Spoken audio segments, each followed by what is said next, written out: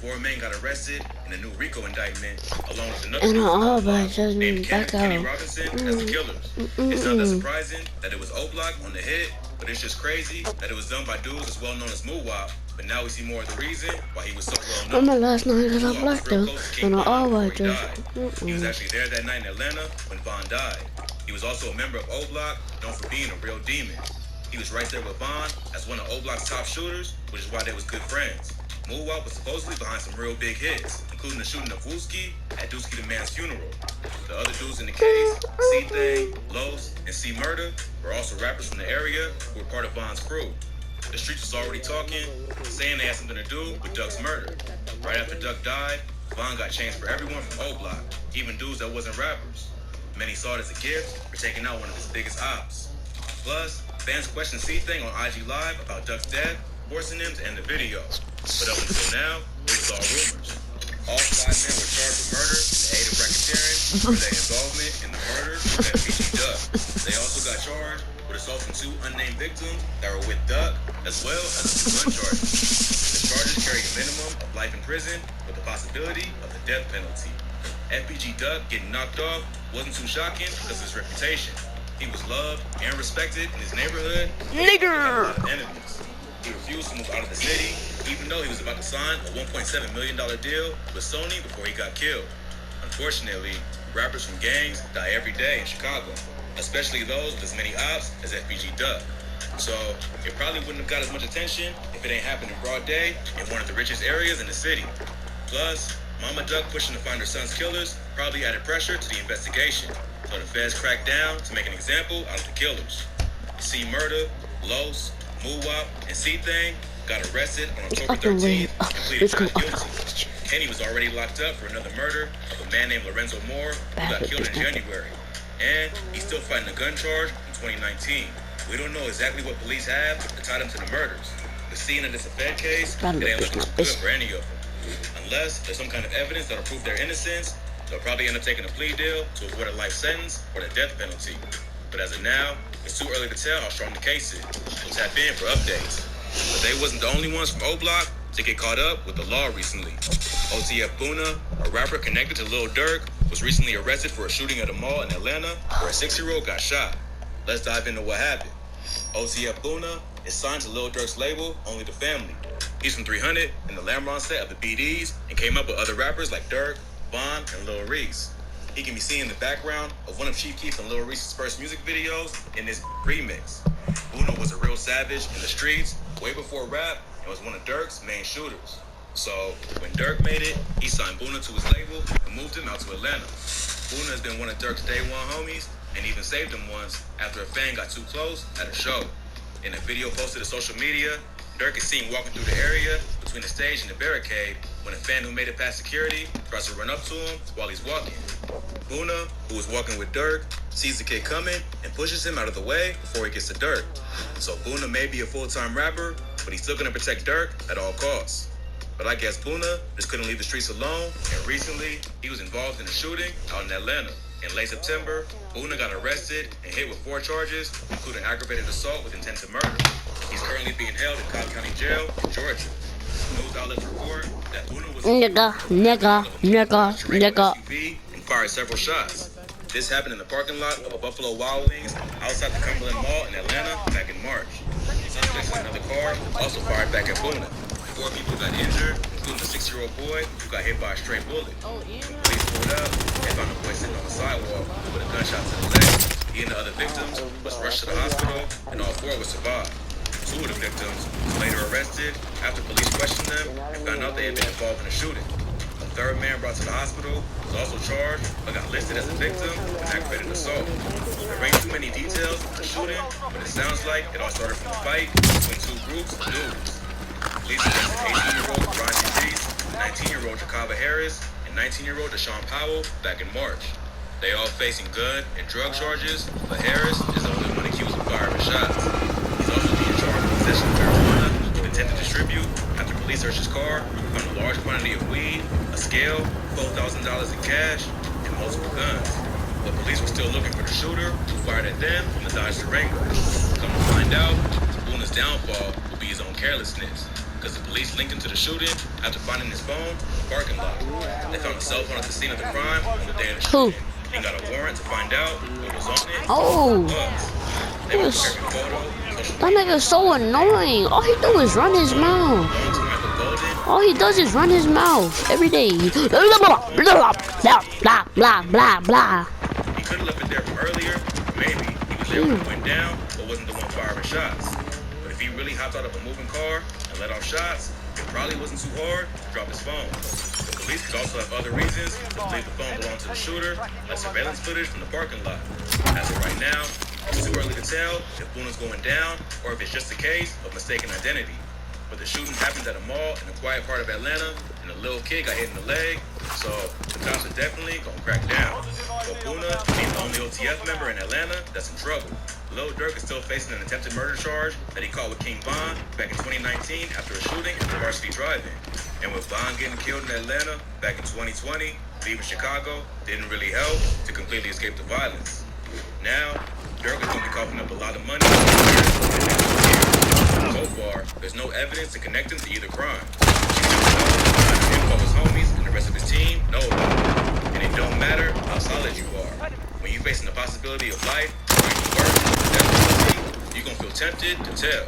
So if Durk and OTF want to stay on top of the situation, they better pay up for some attorneys or pay their bail so nobody feels abandoned. They posted for updates on both of these cases. Is Viviro produced slave labor? When Yana becomes badass, my methods. No one will care. Play it on the all-new Xbox.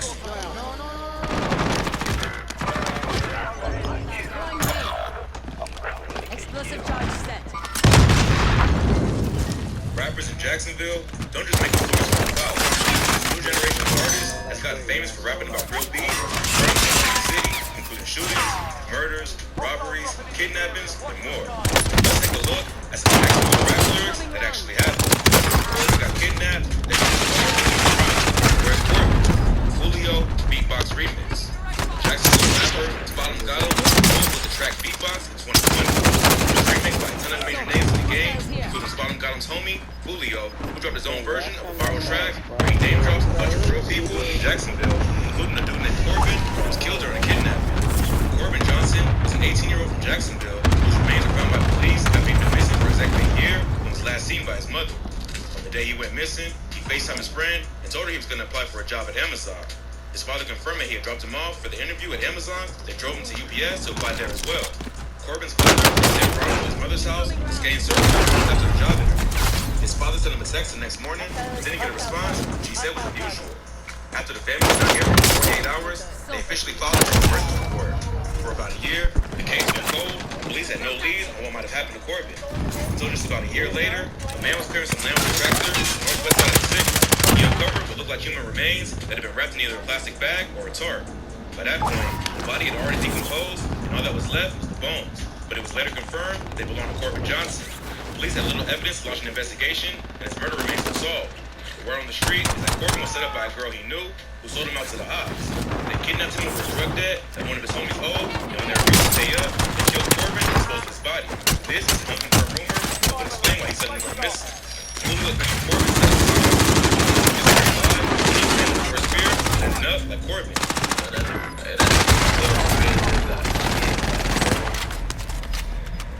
That's my worst biggest fear. It doesn't seem like he had anything to do with Corbin's disappearance, even though he talks about him in the song. Unless he's just trying to make it look that way. In a different song, Julio raps about one of his childhood friends who ended up catching a murder charge because he wasn't covering his face with a mask. His last name wore a mask. Never cared, Julio. No Face, aka Cracker Jack, was one of Julio's day one homies. The two had known each other since at least middle school and came up in the streets together. But while one was going to become a famous rapper, the other would be sentenced to life in prison after the murder of 22-month-old Aiden McGlendon. In January 2016, No Face and another associate went to take out a man named Reginald Williams. Williams had just been dropped off at his house by his cousin, Tanisha Brown, who was driving a car that also contained Aiden McGlendon and his great-grandmother. Just after Williams got out of Brown's car, he approached another vehicle, but then turned and walked away. As he turned around, shots started going off. The shooters missed Brown, but they ended up hitting Aiden in his car seat. He was rushed to the hospital in critical condition and later passed away. His death was a major shock to the city of Jacksonville and forced the police to crack down on gang violence in the city.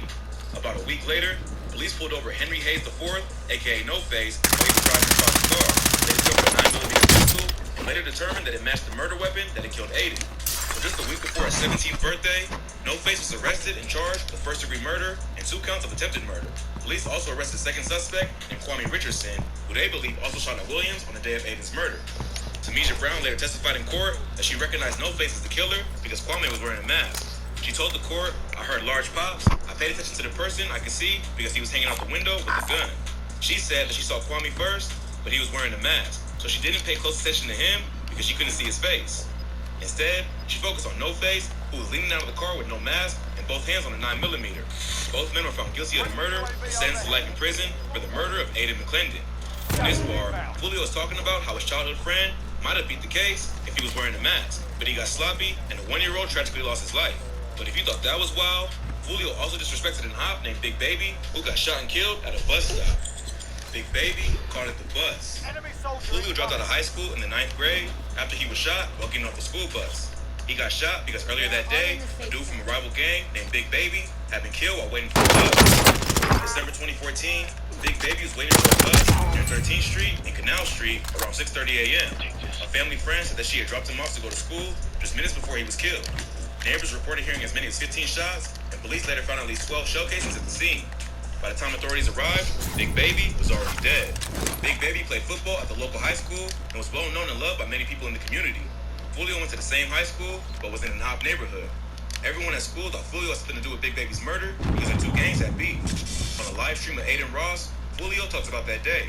He said that he had nothing to do with the murder and was on his way to school when it happened. But kids at his school still thought that Julio was the killer.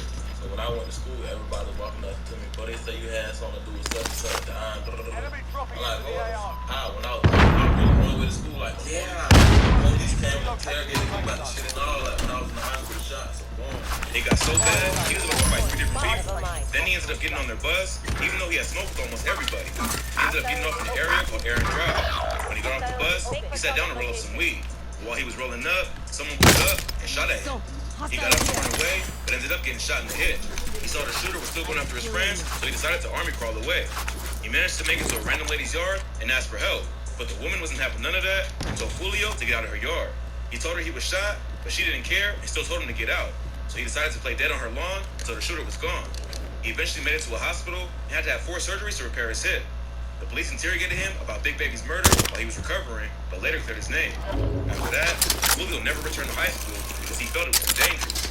He and rappers he's affiliated with, like K-So, would often diss Big Baby in their music, the same way rappers from Chicago dissed Tuka and Lil Mark, who also died while waiting for a bus. So, he may not have had anything to do with the murder, but his ops still aren't happy about the constant disrespect of their dead homie. But Julio isn't the only one to rap about real situations going on in Jacksonville.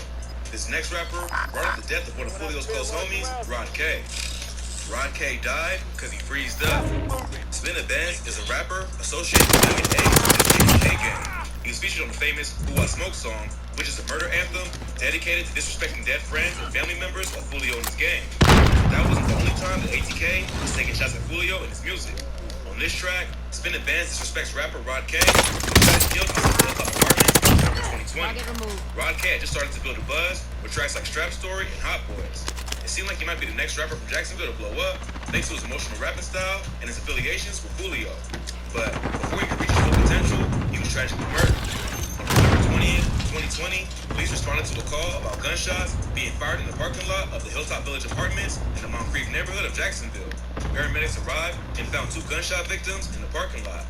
At first, it seemed like their injuries were not life-threatening, but Rod would later pass away after being brought to the hospital. Rod K's death came just a day after the murder of another KTA affiliate going by the name Spaz 2X. Spaz was also killed in the parking lot of the Hilltop Village Apartments, leading police to believe the shootings were related. There are several theories about what happened to Rod K.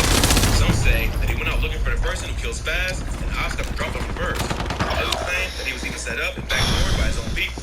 Whatever happened to Rod, it's no surprise at this point that Julio's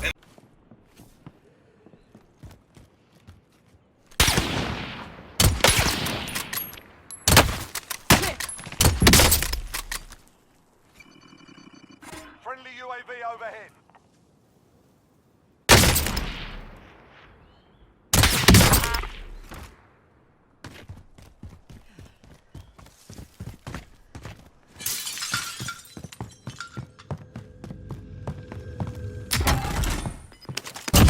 Let's leave, bro.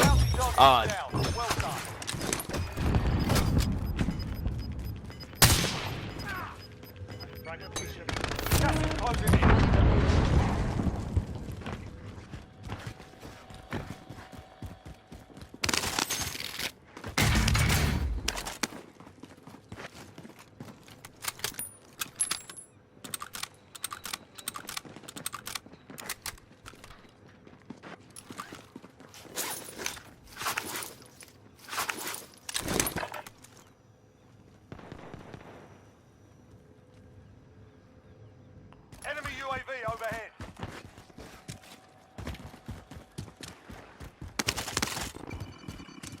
Friendly UAV overhead.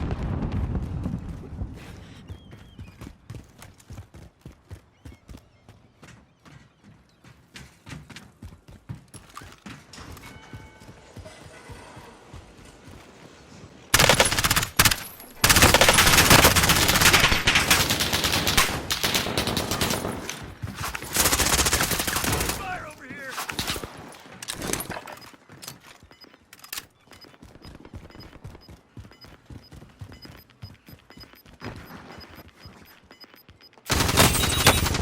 Gas is closing. Get to the new safe zone. Fire station active. Fire station closing.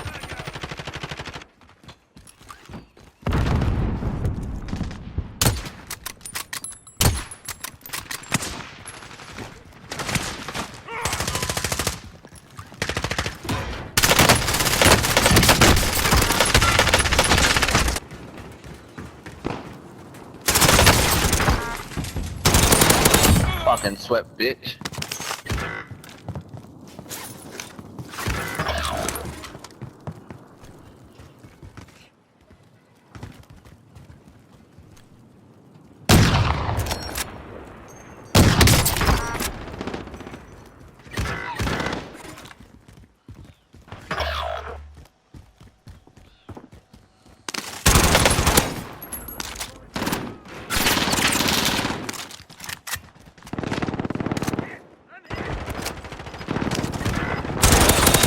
The last one is Coming up. enemy. Gas inbound. Safe zone relocated.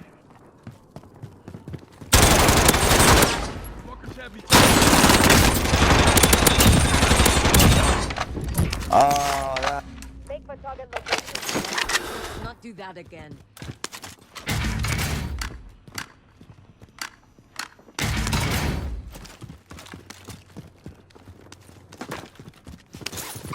Hostile target.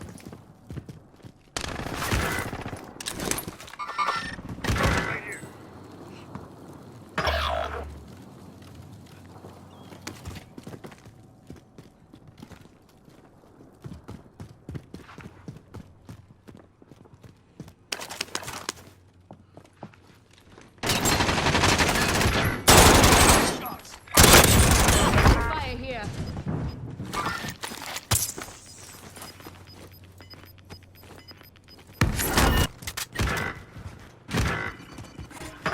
Enemy soldier incoming. I'm hit. Shrapnel.